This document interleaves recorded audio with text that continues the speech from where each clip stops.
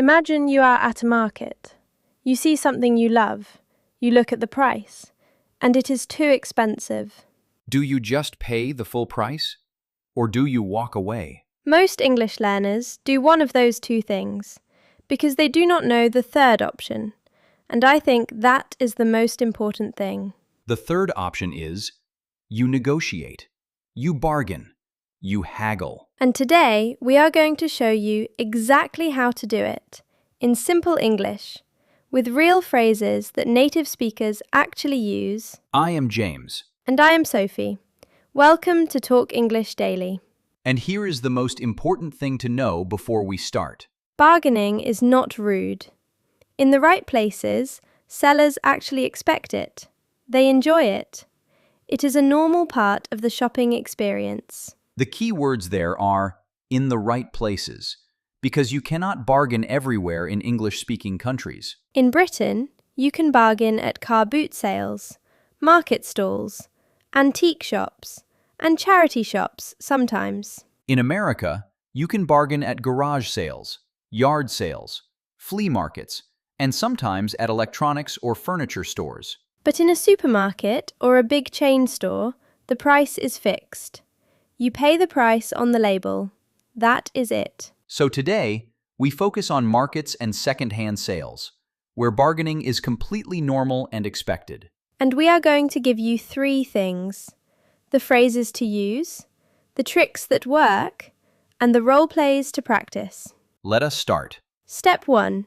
Before you say anything about price, be friendly first. This is the #1 rule, and most people skip it. In Britain especially, if you walk straight up to a seller and immediately start talking about price, it feels a little rude. Same in America.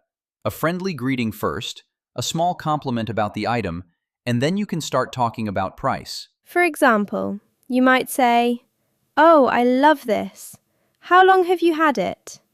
Or, "This is beautiful. Did you make this yourself?" Just 1 or 2 friendly sentences. That is enough to build a connection with the seller, and sellers are much more willing to negotiate with friendly buyers. Remember, you are not just buying a thing. You are having a small conversation, in English, with a real person. Step 2. How to ask about the price. There are different ways to ask how much something costs. Here are the most natural ones.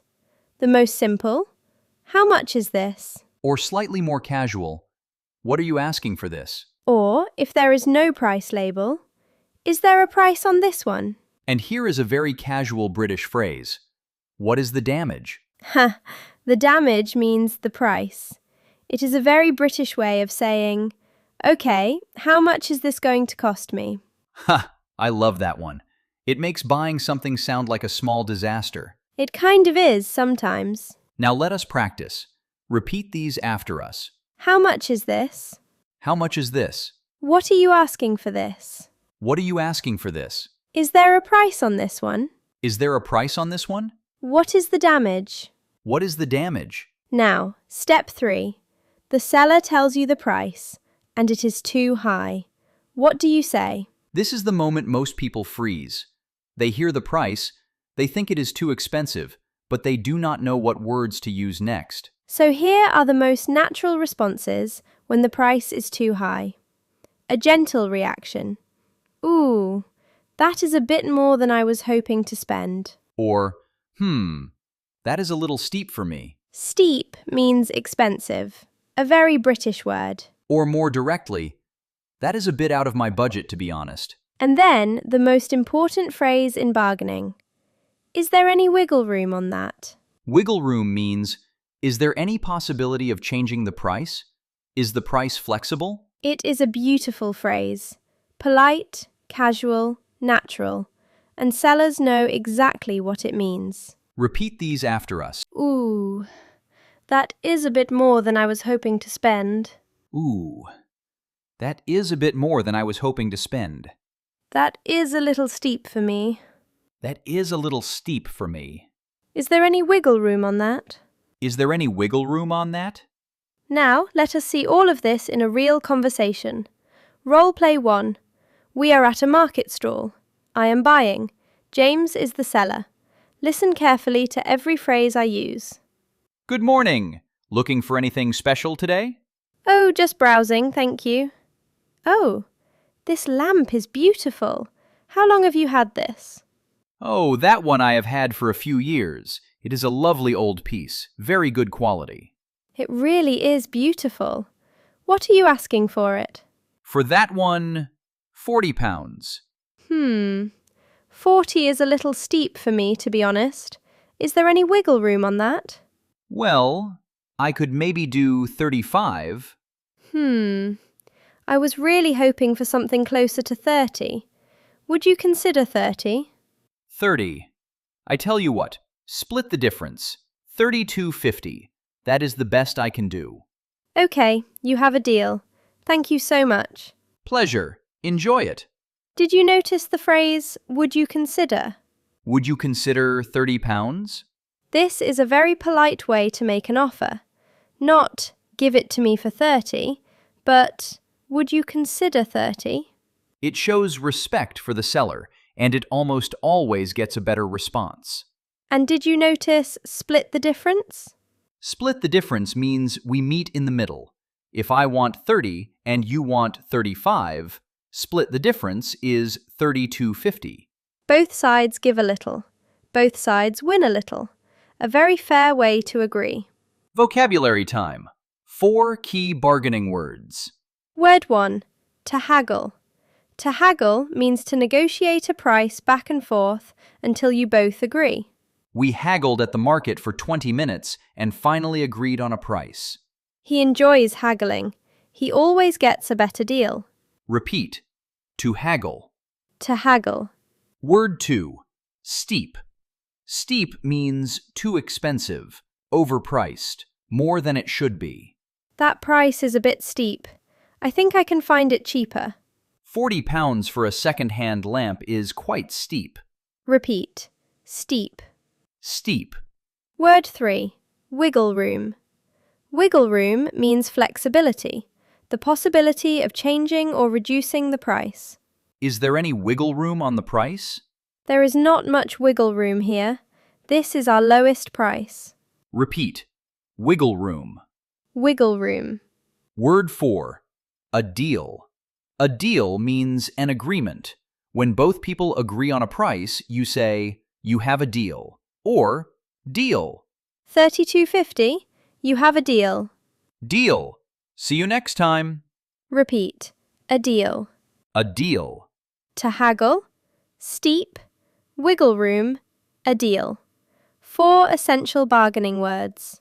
Now let us talk about the tricks that actually work, the things that native shoppers do to get better prices. Trick 1. Use cash. This is one of the most powerful things you can do. Many market sellers prefer cash to cards, and when they see real money in your hand, they are more likely to negotiate. You can say, I have cash right here. Would you do it for X? Or simply, I only have 20 on me. Can you do it for that? The phrase, I only have, is very powerful. It sets a clear limit, and it shows the seller it is either your price or no sale at all. Trick 2. The pause. This one surprises people. After the seller gives you a price, you say nothing. You just look at the item. Think.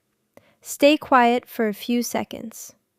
Silence makes sellers feel uncomfortable, and they often fill that silence by offering a better price before you even ask. Try it. It really works. Trick 3. Buy more than one thing. If you buy 2 or 3 things from the same seller at once, you have much more bargaining power. You can say, if I take all 3 of these, can you do me a better price? Or the seller might use the phrase, throw something in. If you buy this shirt, I will throw in the belt for free. Throw something in means to add something extra for free, as a bonus, a little gift to seal the deal. Trick 4. Be willing to walk away. This is the most powerful trick of all. If the price is not right, you say, thank you, I will think about it. Or, I might come back later. Thank you anyway. And then you walk away. Sometimes the seller will call you back and offer a better price right there and then. And if they do not, you can always come back later in the day. Sellers are often more willing to negotiate at the end of the day when they want to clear their stock. Let us hear the walk-away technique in a real role play. This time, James is buying and I am the seller. Excuse me, how much is this jacket? That one is £50. 50 is a bit out of my budget, to be honest. Can you do anything on the price? I could do 45. That is already reduced. I appreciate that. I was thinking more like 35. Would you consider that? 35 I cannot do, I am afraid. 45 is my best price. Okay. Thank you. I will have a think about it. I might come back later. Of course, no problem at all. Actually, you know what? I can do 40. Final offer. Done. Thank you so much. You have a deal. Did you notice what happened? James did not beg. He did not argue. He just said, I will think about it, and started to leave. And the seller immediately came down on the price. Walking away calmly is the most powerful negotiating tool you have. It shows you are serious but not desperate. More vocabulary. Word 1. A counteroffer. When someone offers a price and you suggest a different price, that different price is your counteroffer. The seller asked 50. My counteroffer was 35. Make a fair counteroffer and the seller will usually negotiate. Repeat. A counteroffer. A counteroffer. Word 2. Final offer. Final offer means this is the last price I will accept. I will not go lower. £40. That is my final offer. I can do 20. That is my final offer. Repeat. Final offer. Final offer. Word 3. To throw something in. To add something extra for free as part of the deal. Buy the bag and I will throw in the scarf. If you take both, I will throw in free delivery. Repeat. To throw something in. To throw something in. Word 4. A bargain. A bargain is something you bought for much less than its normal price. A very good deal. I found a real bargain at the market this morning. That price is a bargain. You should buy it. Repeat. A bargain. A bargain. A counteroffer. Final offer. Throw something in. A bargain. Now let us put everything together. Here is your complete bargaining toolkit in 5 simple steps. Step 1. Be friendly first. Greet the seller. Compliment the item. 1 or 2 warm sentences. Step 2. Ask the price naturally. How much is this? What are you asking for it? What is the damage? Step 3. React to the price gently. Ooh, that is a bit steep. That is more than I was hoping to spend. Is there any wiggle room? Step 4. Make your counteroffer. Step 5. Close the deal or walk away. You have a deal. Or, I will think about it. I might come back later. 5 steps. Simple, natural, effective. Now, let us practice all the key phrases one more time. Repeat every single one after us out loud. How much is this? How much is this? What are you asking for this? What are you asking for this? What is the damage? What is the damage? That is a bit steep for me. That is a bit steep for me. Is there any wiggle room on that? Is there any wiggle room on that? I was hoping for something closer to 20. I was hoping for something closer to 20. Would you consider 15? Would you consider 15? I only have 20 on me. I only have 20 on me. If I take both, can you do me a better price? If I take both, can you do me a better price? Could you throw something in? Could you throw something in? I will think about it. I might come back later. I will think about it. I might come back later. You have a deal. You have a deal. Every single phrase. Practiced. Ready to use. And here are 3 final golden rules before you go. Rule 1. Always be polite. Bargaining is a conversation, not a fight. Stay warm and friendly throughout. If you are rude, the seller will simply refuse to negotiate at all. Rule 2. Start lower than you want to pay. If you want to pay 20, offer 15. Give yourself room to meet in the middle. Rule 3. Never show too much excitement. If the seller sees you absolutely love the item, they know you will pay almost any price. Stay calm. Show interest, but not desperation. And one bonus tip from personal experience. Oh, this is a good one. If you spot a small defect, a scratch, a small chip, a tiny damage on the item, point it out politely and use it to ask for a small reduction. You might say, I notice there is a small scratch here. Could you do anything on the price because of that? Completely fair, completely polite, and completely effective. So remember, the next time you are at a market or a car boot sale or a garage sale, you have everything you need. Is there any wiggle room on that? You have a deal, James. Before we go, tell us in the comments below, have you ever bargained in English? How did it go? Write your experience below.